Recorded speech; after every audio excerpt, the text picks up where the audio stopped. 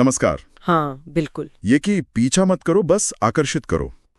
ये विचार आकर्षण के नियम से जुड़ा है और हम इसे समझने के लिए the art of attraction a guide to effortless manifestation नाम की एक गाइड के कुछ खास हिस्सों पर गौर करेंगे। हाँ, ये गाइड काफी चर्चा में रही है। तो चलिए देखते हैं कि ये पीछा करने और आकर्षित करने की मानसिकता में आखिर फर्क क्या है। सही। गाइड के मुताबिक पीछा करना अक्सर आप कह सकते हैं हताशा से आता है, डर से या किसी चीज की कमी महसूस होने से। और मजे की बात यह है कि ये रवैया अक्सर चीजों को हमसे दूर ही धकेलता है ना? बिल्कुल। जबकि आकर्षित करना एक अलग ही जगह से आता है। हाँ, वो आत्मविश्वास से, खुद की कीमत समझने से और एक अंदरूनी बहुतायत की भावना से आता है। तो ये एक तरह का सहज खिंचाव है। बिल्कुल।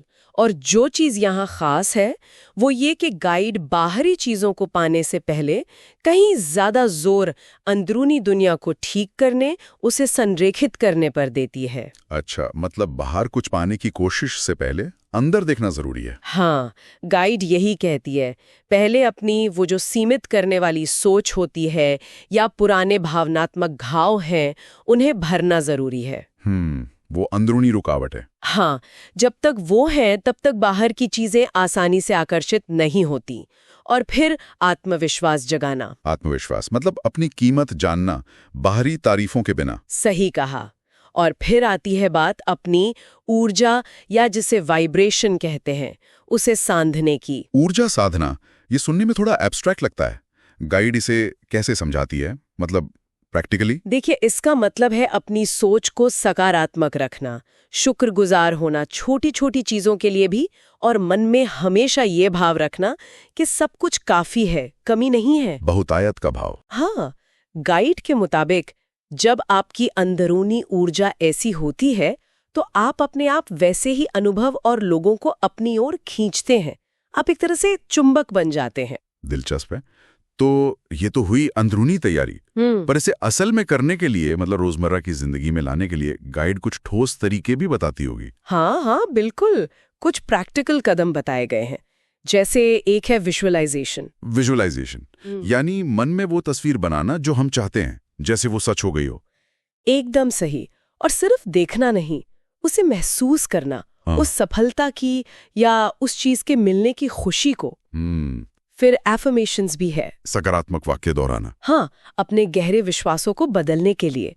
और एक चीज जो शायद थोड़ी मुश्किल लगे, वो है नतीजों से मोह छोड़ देना।